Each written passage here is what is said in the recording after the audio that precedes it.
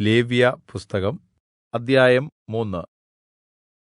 ഒരുവന്റെ വഴിപാട് സമാധാനയാഗം ആകുന്നുവെങ്കിൽ കന്നുകാലികളിൽ ഒന്നിനെ അർപ്പിക്കുന്നെങ്കിൽ, ആണാകട്ടെ പെണ്ണാകട്ടെ, ഊനമില്ലാത്തതിനെ അവൻ യഹോവയുടെ സന്നിധിയിൽ അർപ്പിക്കണം. തന്റെ വഴിപാടിന്റെ തലയിൽ അവൻ കൈവച്ച് സമാഗമനകൂടാരത്തിന്റെ വാതിൽക്കൽ വച്ച് അതിനെ അറുക്കണം. അഹരോന്റെ പുത്രന്മാരായ പുരോഹിതന്മാർ അതിന്റെ രക്തം യാഗപീഠത്തിന്മേൽ ചുറ്റും തളിക്കണം. അവൻ സമാധാനയാഗത്തിൽനിന്ന് കുടൽ പൊതിഞ്ഞിരിക്കുന്ന മേദസ്സും കുടലിന്മേലിരിക്കുന്ന സകലമേദസ്സും, വൃക്ക രണ്ടും അവയുടെ മേൽ കടിപ്രദേശത്തുള്ള മേദസ്സും, വൃക്കയോടുകൂടി കരളിന്മേലുള്ള കൊഴുപ്പും നീക്കി യഹോവയ്ക്ക് ദഹനയാഗമായി അർപ്പിക്കണം. അഹരോന്റെ പുത്രന്മാർ യാഗപീഠത്തിൽ തീയുടെ മേലുള്ള വിറകിന്മേൽ ഹോമയാഗത്തിൻ മീതെ അത് ദഹിപ്പിക്കണം. അത് യഹോവയ്ക്ക് സൗരഭ്യവാസനയായ ദഹനയാഗം. യഹോവയ്ക്ക് സമാധാനയാഗമായുള്ള വഴിപാട് ആടാകുന്നു എങ്കിൽ, ആണാകട്ടെ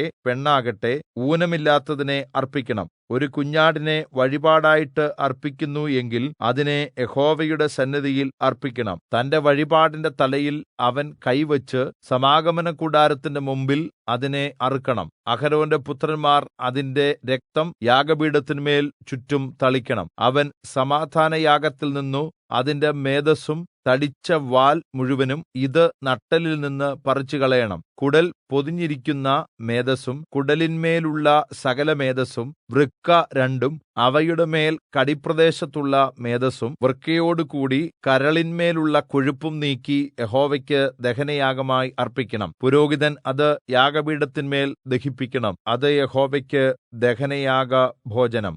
അവന്റെ വഴിപാട് കോലാടാകുന്നു എങ്കിൽ അവൻ അതിനെ യഹോവയുടെ സന്നിധിയിൽ അർപ്പിക്കണം. അതിന്റെ തലയിൽ അവൻ കൈവച്ച് സമാഗമനകൂടാരത്തിന്റെ മുമ്പിൽ അതിനെ അറുക്കണം. അഹരോന്റെ പുത്രന്മാർ അതിന്റെ രക്തം യാഗപീഠത്തിന്മേൽ ചുറ്റും തളിക്കണം. അതിൽ നിന്ന് കുടൽ പൊതിഞ്ഞിരിക്കുന്ന മേദസ്സും കുടലിന്മേലുള്ള സകലമേദസ്സും, വൃക്ക രണ്ടും അവയുടെ മേൽ കടിപ്രദേശത്തുള്ള മേദസ്സും, വൃക്കകളോടുകൂടി കരളിന്മേലുള്ള കൊഴുപ്പും നീക്കി അവൻ യഹോവയ്ക്ക് ദഹനയാഗമായി തന്റെ വഴിപാട് അർപ്പിക്കണം. പുരോഹിതൻ അത് യാഗപീഠത്തിന്മേൽ ദഹിപ്പിക്കണം. അത് സൗരഭ്യവാസനയായ ദഹനയാഗഭോജനം. മേദസ്സൊക്കെയും യഹോവയ്ക്കുള്ളത് ആകുന്നു. മേദസ്സും രക്തവും തിന്നരുത് എന്നുള്ളത് നിങ്ങളുടെ സകല വാസസ്ഥലങ്ങളിലും നിങ്ങൾക്ക് തലമുറ തലമുറയായി എന്നേക്കുമുള്ള ചട്ടം ആയിരിക്കേണം.